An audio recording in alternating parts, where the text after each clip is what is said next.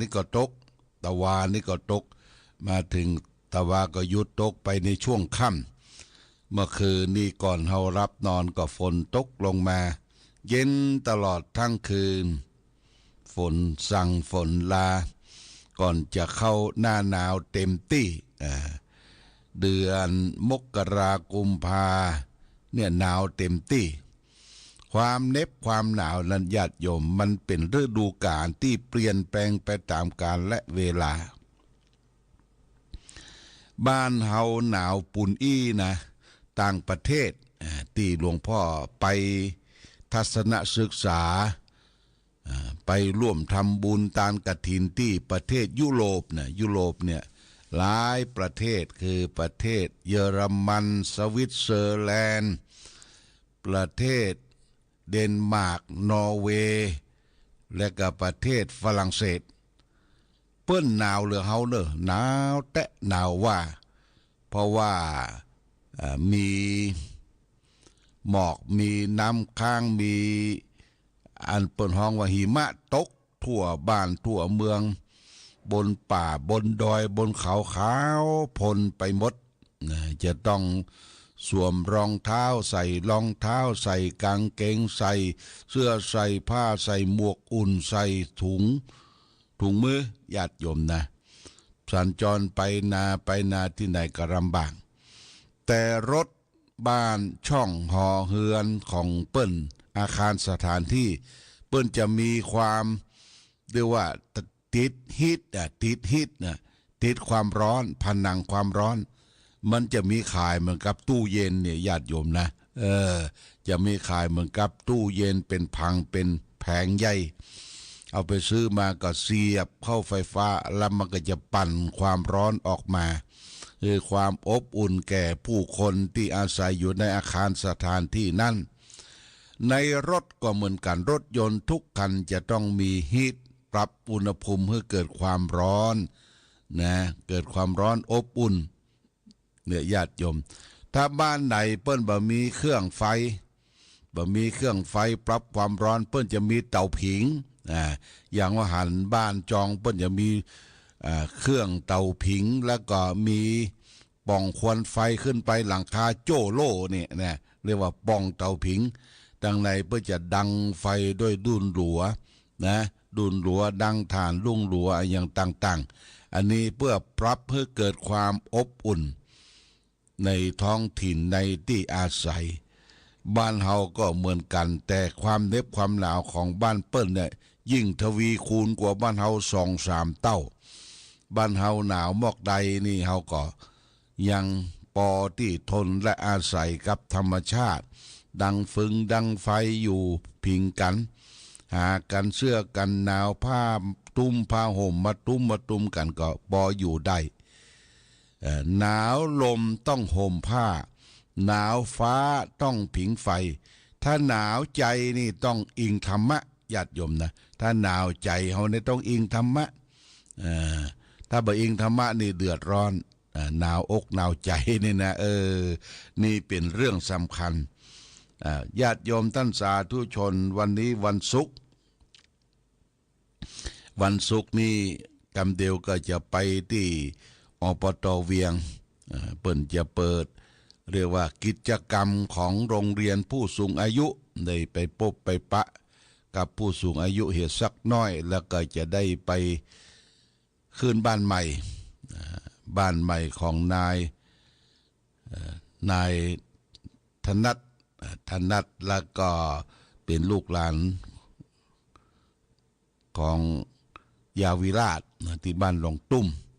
หลังจากฉันเพลแล้วก็จะได้เดินทางไปห่วมตาลที่วัดกองลมนี่ปุ้นอยู่เวียงแหงทุเจ้าเลขาเจ้าคณะอำเภอเปิ้นถึงแก่มรณภาพจะได้โป่งศพวันพุธแต่วันพุธนี่ติดงานขึ้นบ้านใหม่ป้าน้อยบุญปั่นศักกินาที่บ้านห้องบันเด่นแม่อายก็จะบ่ฮือขาดนั่นจึงใดวันนี้จะไปร่วมทำบุญเหตุกรรมนี่ก็แจ้งแต่การไปร่วมทำบุญที่เวียงแหงนี่อาจจะปิกมาค่ำ บึดก็จะปิกมาออกรายการธรรมะประทีปส่องต่างภาคกลางคืนบึดนี่จะได้แปลงน้ำมนต์คือแก่ศรัทธาญาติโยมท่านสาธุชนต่อไปวันนี้จะเอาธรรมะสารธรรมคลังธรรมมาฝากคือแก่ศรัทธาญาติโยมท่านสาธุชนทั้งหลายวันนี้เอาเรื่องของปรมขันติกถาปรมขันติกถาพระสัมมาสัมพุทธเจ้าได้ตรัสไว้ได้จารึกไว้ในพระไตรปิฎกสังยุตตนิกายสกตวรรคเล่มที่15หน้า251พระพุทธเจ้าตรัสว่าโยหะเวภรวาสันโตทุพรัสสะติติคติตะมาหุปรมังขันติมิจจังขันติทุพพโรแปลว่าผู้ใดแลเป็นคนแข็งแรงสามารถอดกั้นต่อคนอ่อนแอได้ความอดกั้นนั้นบัณฑิตทั้งหลายกล่าวว่าเป็นขันติอย่างเยี่ยมเพราะว่าคนอ่อนแอจำต้องอดทนกันร่ำไปนี่ญาติโยมพระพุทธเจ้าได้ตรัสเรื่องของขันติคือความอดทนเป็นธรรมะชั้นยอดยิ่งสำหรับมีแก่ทุกคนนะขันติความอดทนคำโบราณเปิ้นกล่าวไว้ว่าไก่จะงามก็เพราะขนคนจะงามก็เพราะแต่งคนที่ไม่เสริมไม่แต่งงามด้วยคุณธรรมอะไรนี่เปิ้นถามเป็นปริศนาปัญหาคนเฮาบ่เสริมบ่แต่งเนี่ยงามด้วยคุณธรรมธรรมะอะไรก็ได้แก้ไขว่าไก่งามเพราะขนคนงามเพราะแต่งคนไม่เสริมไม่แต่งงามด้วยคุณธรรม2ประการคือขันติความอดทนโสรจะคือความเสงี่ยมเจียมตนเนี่ยเป็นคนงามญาติโยม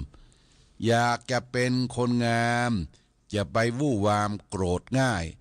ทำตนเห็นแก่ได้จะไปหวังน้ำใจจากเพื่อนจากฝูงญาติโยมนะเอาอยากจะเป็นคนงามจะไปเกลียดจะไปมีโมโหโทโสเกลียดคนนั่นเกลียดคนนี้เกลียดตัวเองตัวเก่าโอ้บางทีปากแห้มผมยุ่งมันบางงามญาติโยมบางงามอยากจะเป็นคนงามอย่าไปวู่วามโกรธง่ายทำอะไรทำตนเห็นแก่ได้อย่าไปหวังน้ำใจจากคนอื่นนี่บ่ได้อันยังก็คว้าเข้าโอ่งให้หมดญาติโยมอย่างเปิ้นแบ่งของนะแบ่งของเป็นปุ้นเนี่ยตกปุ้นกันแต่ก่อนเปิ้นจินควายตาย5นี่เพิ่นจะแบ่งเป็นแม่ไม้ขี้หนอนเอาไปปกปุ้นกันคนที่แบ่งนะญาติโยมแบ่งเป็นปุ้นตกปุ้นมันนี่เอานักเลยเปิ้นมันเหลือว่ะเนี่ยแบ่งยังกับเหมือนกันจะเคาะเข้าองค์ตัวเก่าคนอื่นมันพอมันมองเปรียบเทียบเปรียบเปยเฮาและท่านทั้งหลายได้ฟังเนี่ยอันอย่างหันแก่ตนแก่ตัวเนี่ยเป็นคนบ่สะอาดนะเปิ้นคนบ่สะอาดอสุจีมนุษย์สามนุษย์ผู้เห็นประโยชน์ส่วนตนเป็นคนไม่สะอาดในญาติโยมเนี่ยยังคว้าเข้าองค์ตัวเก่าหมดไอ้ยังตัวเก่าดีหมดคนอื่นนี่บ่ค่อยดีเท่าใดตัวเก่านี่ดีหมดทางที่ตัวเองก็เหมือนกันนะญาติโยมนะเหมือนกันจะไปอดตนอดตัวเคาะเข้าองค์ตัวเก่านี่คือทำตนเห็นแก่ได้จะไปหวังน้ำใจจากเพื่อนจากฝูงคำว่าขันติคือความอดทนเนี่ยญาติโยมเขาจะต้องทนอะไรอย่างพ่องนะพระสัมมาสัมพุทธเจ้าท่านแบ่งความอดทนไว้3ประการ1ทนกรากกรำทนต่อทำการทำงาน2ทนลำบากทนต่อเจ็บไข้ได้ป่วยหนาวร้อนหิวกระหายทั้งหลายทั้งปวงนี่เป็นต้นต้องอดทนต่อความลำบาก3ทนเจ็บใจทนเจ็บใจนี่ เปิดมากล่าวกันแนะกันแหนว่าสิทธิ์ว่ากายเล่าติชินนินทาให้อดทนมั่นคงบ่แสดงสิ่งที่อารมณ์เข้ามากระทบนี่คือความอดทนเจ็บใจทั้งสามประการนี่ญาติโยมนะทนกรากรรมทนลำบากทนเจ็บใจพระสัมมาสัมพุทธเจ้าท่านยกย่องว่าคนไหนที่ทนเจ็บใจได้นั่นน่ะเป็นคนที่มีขันติเลอเลิศประเสริฐยิ่งเลอเลิศประเสริฐยิ่งทนต่อความเจ็บใจทีนี้เขาก็มาอธิบายญาติโยมท่านทั้งหลายได้ฟังว่าทนกรากรรมคือทนต่อทำการทำงานหิเบียหาเงินตื่นขึ้นมาเอาพระห่มผ้านอนออกจากเนื้อจากตัวแล้วก็ออกไปเนี้ยเวียกเนี้ยการทำการทำงานงานของป่อจายก็งานตามหอบหัวครัวเฮือนเที่ยวพัดกวาดตามรอบรั้วงานนักงานป่อจายเนี่ยงานผู้หญิงก็งานตามในรั้วในบ้านตึกรามสถานที่อยู่ที่อาศัยพัดเพี้ยวพัดกวาดทำความสะอาดเช็ดถูโดยเฉพาะอย่างยิ่งในครัวเรือนนะในครัวเรือนในห้องครัวญาติโยมในเตาไฟเนี่ยเป็นหน้าที่ของผู้หญิงจะไปให้มันลกลงรังคกไห่ตะไลปากเก็บไว้เป็นสัดเป็นส่วน ญาติโยมนะไม่ใช่ศูนย์อ่านทำสำรับกับข้าวก็ต้องสำระสะสางล้างถ้วยล้างคกล้างเขียงล้างมีดเน็บไว้ให้เกิดความเรียบร้อยดูเตาฟืนเตาไฟเตาฟืนเตาไฟมันมอดละกาหรือเฮาใจเตาแก๊สก็เช็คดูเฮาปิดแก๊สหรือยังหรือว่าลืมปิดแก๊สปล่อยมันโซ่เกิดไฟบุ๊บขึ้นมาเนี่ยจะเป็นอัคคีไฟไหม้นี่คือหน้าที่ของแม่บ้านหน้าที่ของสุภาพสตรีโบราณเปิ้นบอกว่าครอบครัวใดตื่นขึ้นมาเป็นแม่บ้านเฮือพอสีแจงเฮือนป่อบ้านเฮือพอสีแจงบ้านนะแม่หญิงก็ตื่นขึ้นมาพอสีแจงเฮือนนึ่งข้าวเป่าไฟแต่ก่อนนี่เป็นนึ่งข้าวเหนียวต้องมาเข้าไว้หม้อแรงแล้วก็นึ่งข้าวหม้อเจ้านึ่งข้าวเอาหลัวเข้าใส่เอาหม้อนึ่งเอาไหเข้าวักเข้าใส่เรียบร้อยแล้วบางคนก็นั่งเฝ้าไหเข้าจนสุกแต่ว่าในช่วงที่เข้ายังบ่ขึ้นเข้ายังบ่สุกมันมีเวลาเขาก็เอาอยู่เอาหยังปัดเพี้ยวปัดกวาดเช็ดถูในบ้านในจองแล้วก็มาโป่งไข่เข้าปดไข่เข้าเอาใส่กัวใส่ถาดกลแล้วก็เอาใส่เข้าเอาเคยกล่องใส่ไหนี่ใส่กล่องใส่ไหบ่เดียวซ้ำใส่กระติกใส่กระติกเนาะอุ่นวันค่ำก่อนที่เอาใส่กระติกเปิ้นมีถุงผ้ากำเอาใส่ถุงผ้าบ่ให้มันไปติดกับกระติกเอาใส่นะฮะเป็นข้าวอุ่นกินได้ตลอดทั้งวันอันนี้เป็นข้าวเหนียวส่วนข้าวหุงข้าวเจ้ามันจำง่ายญาติโยมข้าวง่ายคือเอาเข้าใส่ในหม้อหุงข้าวและสะสางล้างถ้วยคัดน้ำคัดอย่างออกแล้วก็ใส่น้ำพอดีป้นฝ่ามือแล้วก็เอาไปตั้งละกดสวิตช์แป๊บนี่ปิดฝาเหียมันขึ้นมันหุงคนเดียวมันขึ้นมันหุงคนเดียวถึงเวลาก็เขาจะเอาปลั๊กออกก็ได้ทางที่ดีก็ถอดปลั๊กมันสุกละเขาก็ตักใส่จานใส่หยังสำหรับข้าวหุงนี่มันดีต่อสุขภาพร่างกายเพราะมันบ่มีแป้งนักญาติโยมคนที่เป็นโรคอ้วนโรคเบาหวานน้ำตาลนักนี่ก็พยายามกินข้าวหุงนะหลวงพ่อก็กินข้าวหุงนั่นแหละกินข้าวหุงถ้าข้าวหุงบ่ดีบ่มีบ่ปะก็เปิ้นเลี้ยงข้าวนึ่งก็จำเป็นแต่ต้องกินข้าวนึ่งแต่กินน้อยๆกำน้อยๆไม่ใช่ว่าตรงโต๊ะเอาจน ล้อตังเฟืองบ่ใจญาติโยมนะอันนี้ต้องระมัดระวังเรื่องสุขภาพส่วนข้าวเจ้าเหมาะแก่การที่เอามาบริโภคสำหรับโรคเบาหวานความดันสูงความดันต่ำกินข้าวเจ้าที่เปิ้นเอามาคือมาขายถึงวันนี้ก็มีหลายชนิดข้าวฮักข้าวต้นและข้าวที่เป็นเม็ดดีๆเนี่ยญาติโยมแล้วก็กินก็คือกินข้าวดีๆหน่อยคือมันหอมๆข้าวหอมมะลิเนี่ยญาติโยมนะพอเปิดฝาแล้วหอมขึ้นนะมันน่าบริโภคน่าฉันนี่เพราะฉะนั้นก็เฮาหุงข้าวนี่ก็หุงเตื้อเดียวกินหรือฉันได้ตลอดทั้งวันนะญาติโยมนะอันนี้เป็นการหุงข้าวเป่าไฟในช่วงเวลาว่างแม่ยิงของแม่บ้านเขาก็ไปเช็ดไปถูไปเก็บไปกวาดบนหิ้งพระจะไปฮือมันโลกลุงลังจะไปฮือดอกไม้มันแห้งคะละนะญาติโยมนะมาจุ่มมาเย็นเด้อเปลี่ยนดอกเปลี่ยนดวงหิ้งพระเอาว่านกวนอิมเอาว่านยังมาใส่ให้มันจุ่มมันเย็นดอกไม้ถ้ามันมีดอกไม้สดก็ใส่ดอกไม้พลาสติกข้อสำคัญจะไปปูจาเตียนบนหิ้งพระเดี๋ยวเกิดมันล้มมันเกิดอัคคีภัยเตียนวิทยาศาสตร์ก็เหมือนกันที่เขาซื้อเตียนวิทยาศาสตร์เอาเสียบปลั๊กพอไหว้พระแล้วก็ถอดแล้วเนอะปิดสวิตช์เลยญาติโยมถ้าเขาจะไปว่าเขาก็เปิดสวิตช์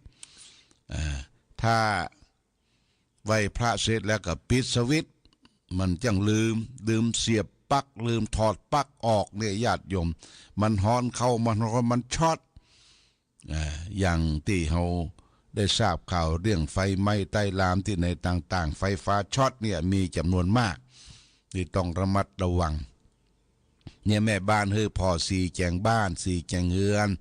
ที่นอนหมอนมุ้งอันใดที่ดีตึงดีตากซักลากมาเช็ดมาถูประเด็นนี้การซักผ้าไม่ใช้มือขยี้ละมันมีถังซักผ้าไปซื้อเครื่องซักผ้ามาบางทีก็อบแห้งในตัวแต่บางทีก็เอาปั่นแล้วก็เอาไปตึงไปตากแล้วก็มาบริจาคจะบริจาคผ่านทุเจ้าก็ได้ทุเจ้าคณะตำบลเจ้าคณะอำเภอที่ไหนก็ได้เปิ้นจะได้แพ็ค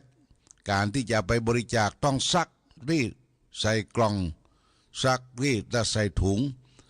กูเตื้อหลวงพ่อทำเปิ้นซักรีดแล้วก็เขียน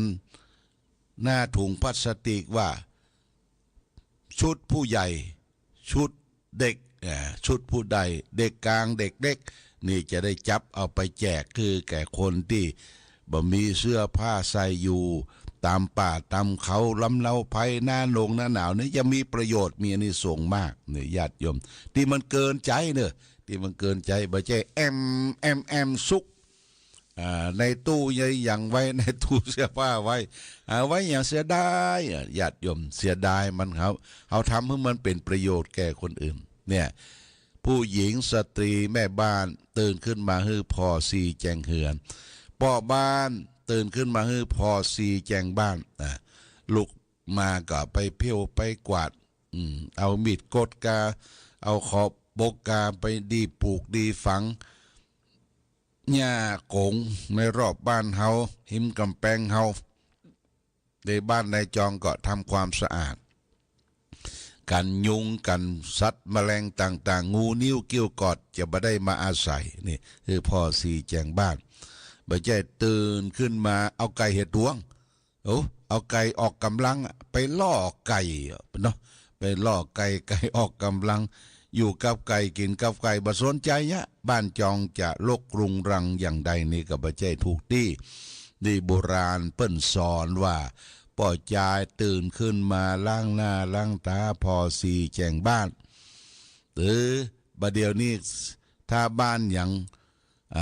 สะดวกสบายมักจะไปจ็อกกิ้งไปวิ่งเนี่ยญาติโยมไปวิ่งยังบัดเตื้อไปร้านสภากาแฟแหมไปเล่าขวัญไปเล่าการบ้านการเมืองถามได้อย่างพ้องได้ม่วนสนุกสนานแต่ขาดต่างบ้านเฮาเนี่ยมันรกรุงรังอยู่บางคนนี่อู้เป็นฟืนเป็นไฟเนอะ ญาติโยมเรื่องการบ้านการเมืองเรื่องคนนั้นคนนี้หูหมดกำปากอย่าผีสอนเปิ้นว่าที่นอนเหมือนมุ้งกระต่ายที่นอนเนี่ยหมายถึงครอบครัวเฮาทั้งหมดอะในบ้านในจองที่อยู่อาศัยจะไปให้มันรกรุงรังให้สะอาดสะอ้านดูก็เย็นตาไปไปสัมผัสก็เย็นใจอย่างนี้เป็นต้นนี่ฝากไว้ญาติโยมฝากไว้เป็นข้อคิดว่าขันติความอดทน